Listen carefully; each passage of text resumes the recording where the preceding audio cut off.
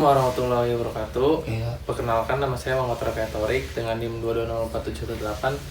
Di sini saya akan menjelaskan tentang materi termodinamika dengan dosen pengampu Dr. Eng Agus Setiawan MSI.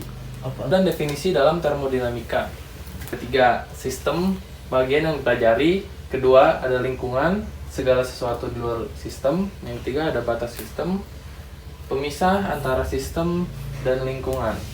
Yang kedua, ada jenis sistem, ada tertutup, terisolasi, dan volume atur. Yang tertutup tidak ada pertukaran massa, tapi energi bisa berpindah. Yang kedua, terisolasi, tidak ada pertukaran massa maupun energi.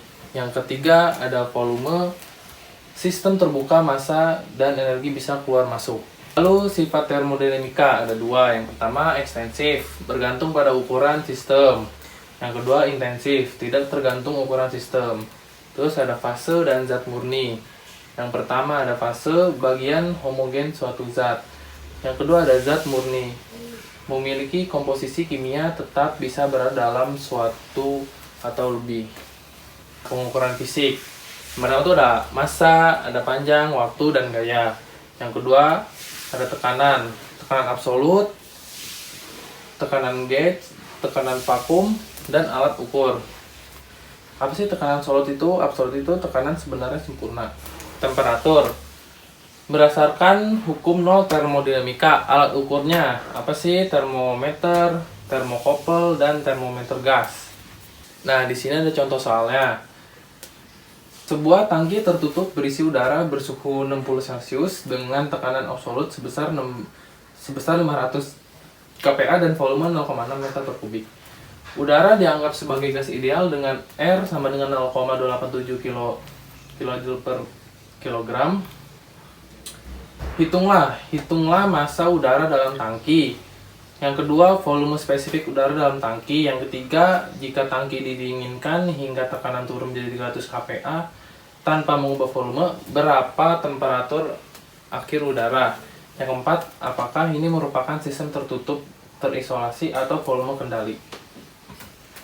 Nah, di sini kita ada pembahasannya. Penyelesaiannya diketahui, tekanan P awalnya 500 kPa, kita ubah jadi 500.000 PA. Volumenya sama dengan 0,6 mm per kubik. Volumenya 0,6 meter per kubik. Temperatur awalnya 60 Celcius. Konstanta gas udaranya itu R-nya itu 0,287 kJ. Nah, langkah yang pertama menghitung massa. Menghitung massanya itu kan di sini udah ada rumusnya. Rumusnya tuh M sama dengan PV per RT, atau sama dengan kita masukin yang sudah diketahui, masukin ke sini angka-angkanya. Nah, sudah ketemu jawabannya, kita masuk ke langkah yang kedua. Yang kedua ada kita nyari volume spesifik. Di sini kecil sama dengan V per M. Nah, ini tuh V-nya itu tuh V yang ini, volume awal. M-nya itu massanya kita kan udah ketemu, kita nyari tadi kan. Massa yang pertama dapetnya 3,14. Nah, kita tinggal bagi berapa hasilnya. Lalu kita nyari yang ketiga, temperatur akhir saat tekanan turun. Di sini rumusnya gampang. Kita pakai cara yang ini aja. P1 per T1 sama dengan P2 per T2. Terus kita pindahkan lagi T2 sama dengan T1 kali P2 per P1. Jadi tinggal masukin angkanya yang tadi, kita hitung, dan akhirnya dapat jawaban segini. Nah, yang keempat tuh jenis sistem.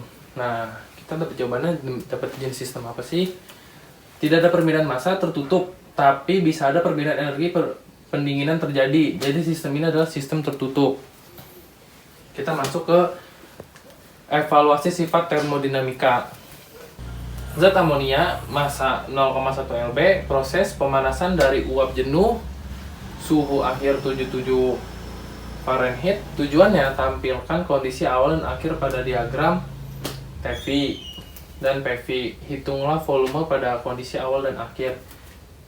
Hitung kerja, konsep yang digunakan. Nah, ini rumusnya. Sementara ini contoh soal, cuman sengaja saya taruh di depan karena untuk nanti kita koreksi lagi di depan. Jadi kalian kerjakan sebisanya, lalu kita kerjakan bareng-bareng setelahnya.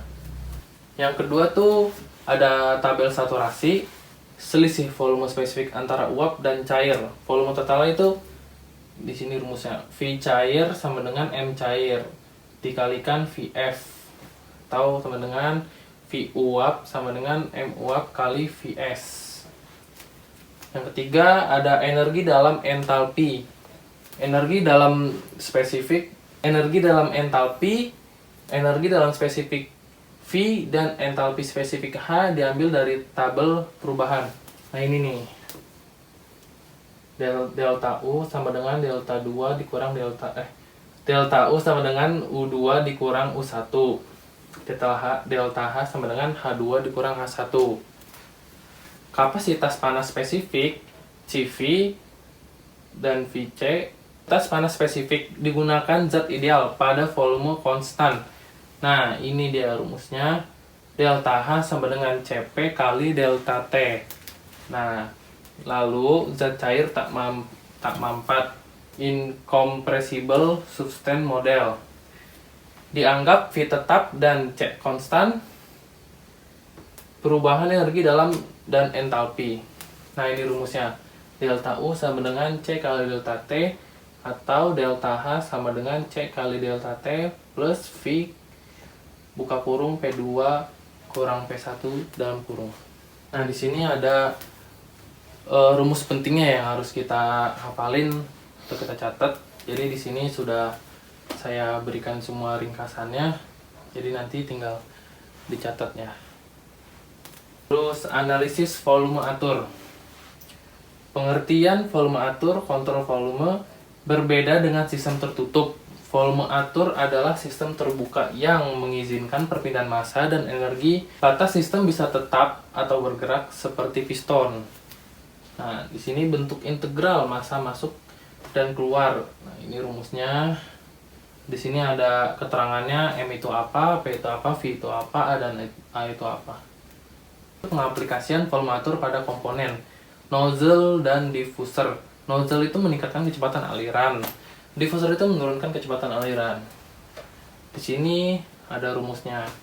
Energi sama dengan M kali dalam kurung H1 plus V2 pangkat 2 1/2 sama dengan M kali dalam kurung H2 plus V2 pangkat 2/2. Nah, di sini ada keterangannya, turbin mengubah entalpi fluida menjadi kerja poros. Energi keluar dari sistem turbin sama dengan M dalam kurung H1 kurang H2. Kedua termodinamika menjelaskan arah alami suatu proses dan kemungkinan berlangsungnya suatu proses yang tidak dapat ditentukan hanya dengan hukum pertama. Di sini ada perumusan hukum kedua. Kelvin Planck tidak mungkin membuat mesin yang mengubah seluruh kalor dari reservoir menjadi kerja tanpa buangan energi. Clausius tidak mungkin memindahkan kalor dari suhu rendah ke suhu tinggi tanpa kerja tambahan.